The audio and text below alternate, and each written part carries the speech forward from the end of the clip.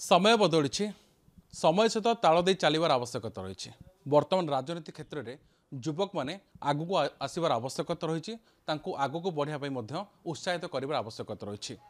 कांग्रेस सहित दीर्घ वर्षर संपर्क कांग्रेस सहित अच्छी आगक रही किंतु एवं युव शक्ति को आगू बढ़ा समय आसी कांग्रेस पूर्वतन पीसी सभापति निरंजन पट्टनायक गुरुत्वपूर्ण एभली सूचना देते आम सागर निजे निरंजन पट्टनायक रही सागर आलोचना करवा सर आपन को कलिंग टीवी स्वागत करुच्ची धन्यवाद सर आप गुरुत्वपूर्ण कथा कहते जे बर्तमान युवक मैंने आगक आसबार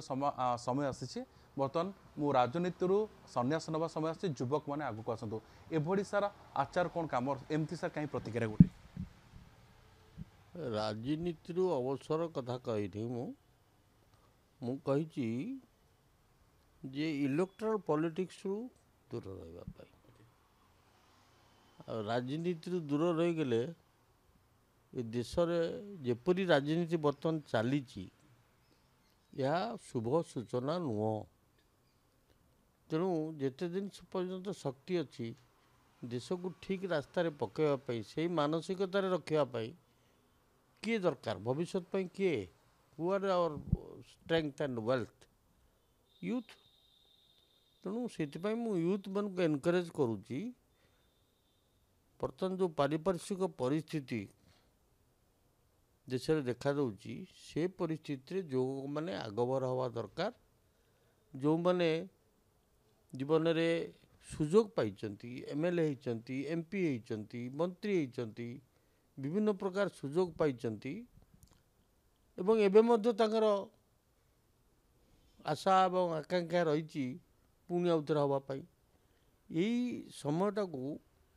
किसी लोक आम भली लोक सुजोग दवा दरकार न्यू पीढ़ी तैयारी करवा दरकार एवं कौट आदर्श आजिकल कौन हो आदर्श और नीति रे राजनीति नहीं व्यवसायकरण हो गला यह गोटे देशपाई गोटे सांघातिक बेपार खाली गोटे दृष्टांत दूसरी बेसी कथा कहबिनी आज आमर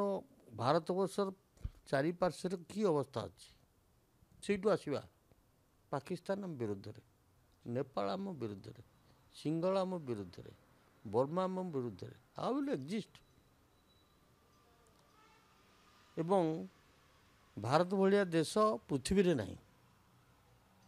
हजार प्रकार जाति हजार प्रकार धर्म हजार प्रकार संस्कृति हजार प्रकार भाषा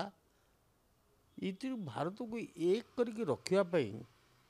अन्य कौन देश एमती समस्या नहीं देश को एक करके रखा केपरी मानसिकता दरकार ये भारत कथा ओडिशा रे कौन अच्छी संपद अच्छी आमर मिनरल वेल्थ अच्छी वाटर अच्छी लैंड अच्छी से मिनरल वेल्थ भर्ती अच्छी आम कौन कर mineral wealth we are exhausting what will happen to this state after 50 years 50 वर्ष पर कौन हम मरुभूमि अर्थात सर 50 वर्ष जो रूपरेखा आप कहते युवपीढ़ी को ठीक रास्ता देखा जाए ठीक स्टेप दि जाए ताहले गोटे परिकल्पना किसी भिन्न हो पाए युवपीढ़ी अनुभव करने कथा ये देश में बर्तमान जो मैंने शासन करुँच जो मैंने शासन को आसवाई चाहूँगी जो मैंने राज्य को सुदृढ़ करने विकासशील करने चाहूँगी तार विजन दरकार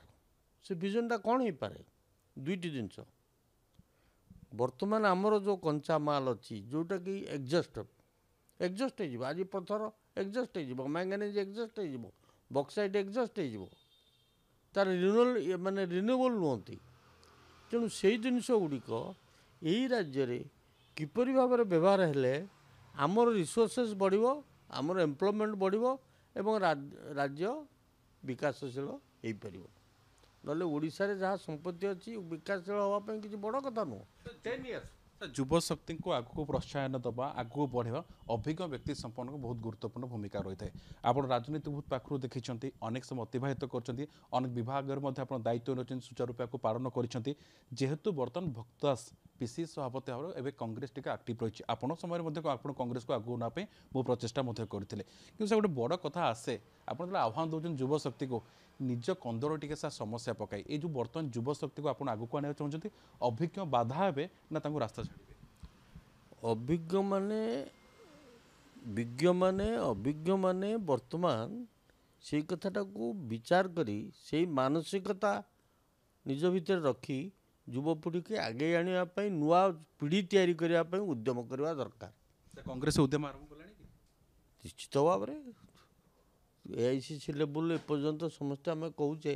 ଯୁବପିଢ଼ି ଆଗକୁ ଯିବେ ଖାଲି କଥାରେ କହିଲେ ହେବନି ତାର କର୍ମରେ ଦେଖେଇବାର ଅଛି। ଆପଣ ବୋଧେ ଆରମ୍ଭ କଲେ ନାଇଁ ମୁଁ କାହିଁକି ଆରମ୍ଭ କରିବି ସମସ୍ତେ ସେ କଥା କହୁଛନ୍ତି ମୋ ତରଫରୁ ମୁଁ ବାର୍ତ୍ତା ଦେଇଛି ତେଣୁ ସେଇଟା ଅନ୍ୟ ସିନିୟର ଲୋକଙ୍କୁ କେତେ ପ୍ରଭାବିତ କରିବ ସେଇଟା ମୁଁ ତ କହିପାରିବିନି ତେଣୁ ଇଏ ଗୋଟେ ଦରକାର ଏବଂ ଦ୍ୱିତୀୟ ଜିନିଷ ହେଉଛି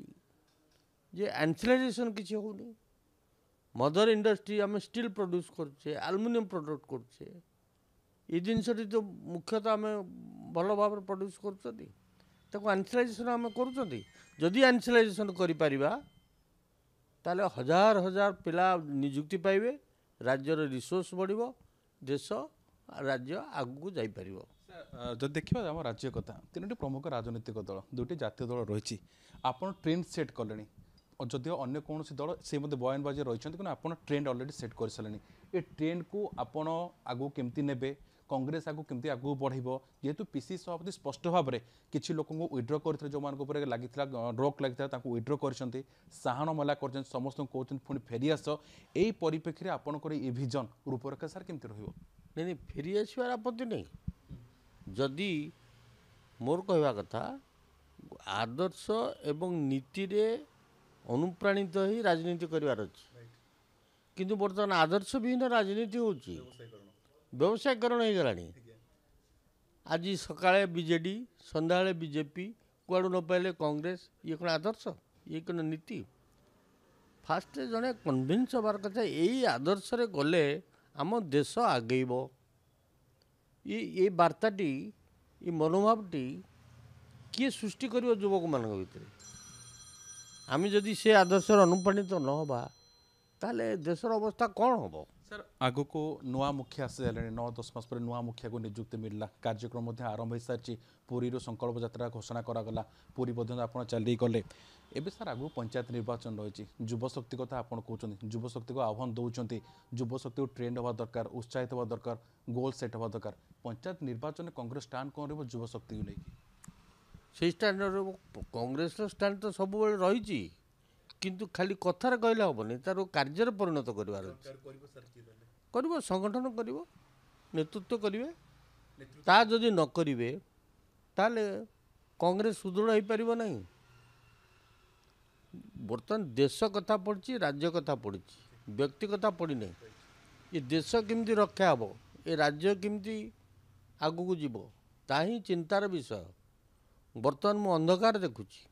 ବର୍ତ୍ତମାନ ନେତୃତ୍ୱ ଲାଗୁଛି କି ଆପଣ ସେ ଯେଉଁ ଅନ୍ଧକାର ଦେଖୁଥିଲେ ସେୟା ରହିବ ନା ମୋର ତ ଆଶା ପରିବର୍ତ୍ତନ ହେବ ଯୁବପିଢ଼ିକି ସୁଯୋଗ ଦିଆଯିବ ନୂତନ ପିଢ଼ି ତିଆରି ହେବ ଏ ରାଜ୍ୟ ଆଗେଇବ ଏ ଯେକୌଣସି ଲୋକକୁ ଭାବିବା ଦରକାର ଯଦି ଜଣଲା ହତାଶ ହେଇକି ରହିଲେ କ'ଣ ଲାଭ ଆପଣ ଇଲେକ୍ଟ୍ରୋନିକ୍ ରାଜନୀତି କଥା କହୁଛନ୍ତି ସାର୍ ଆଗକୁ ସାର୍ ଆପଣ ତାହେଲେ ଦଳର କ'ଣ ଆପଣଙ୍କ ନିଜ ସାର୍ କିଛି ଭିଜନ୍ ରହିଥିବ ଆପଣ ଭିଜନ୍ ସାର୍ ଦଳ ପାଇଁ କ'ଣ ରହିବ ମୋର ଭିଜନ୍ ହେଉଛି ଯୁବଶକ୍ତିକି ଆଗେଇବା ନୀତି ଆଦର୍ଶରେ ଅନୁପ୍ରାଣିତ ଯୁବକଙ୍କୁ ରାଜନୀତିରେ ସୁଯୋଗ ଦେବା ଏବଂ ଦେଶର ରାଜ୍ୟର ପରିସ୍ଥିତି ବଦଳାଇବା ପାଇଁ ଯେଉଁ ଆଦର୍ଶ ଦରକାର ସେ ନୀତିରେ ଅନୁପ୍ରାଣିତ ହେବା ଏବଂ ଓଡ଼ିଶାରେ ଯେଉଁ ସୁଯୋଗ ରହିଛି ଯେଉଁ ସିଏ ଭିଜନ୍ ବର୍ତ୍ତମାନ ସରକାର ରହିବା ଦରକାର ଅଛି ଭବିଷ୍ୟତର ସରକାରମାନଙ୍କର ରହିବାର ମଧ୍ୟ ଅଛି ଏଇଟା ସବୁ ଦଳର ଆଦର୍ଶ ହେବା ଦରକାର ଯିଏ ଯେଉଁ ଦଳରେ ଅଛନ୍ତି ସେ ଦଳର ତ କିଛି ନୀତି ଆଦର୍ଶ ଅଛି ନା ଖାଲି କମର୍ସିଆଲାଇଜେସନ୍ ହେବ ସବୁ ରାଜନୈତିକ ଦଳ ଲୋକର ଯେଉଁମାନେ ଓଡ଼ିଶାକୁ ଭଲ ପାଆନ୍ତି ଯେଉଁମାନେ ଭାରତବର୍ଷକୁ ଭଲ ପାଆନ୍ତି ଯେଉଁମାନଙ୍କର ଦେଶପ୍ରୀତି ଅଛି ସେହିପରି ଆଦର୍ଶ ଏବଂ ନୀତିରେ ଅନୁପ୍ରାଣିତ ହୋଇ କାର୍ଯ୍ୟ କରିବା ଉଚିତ।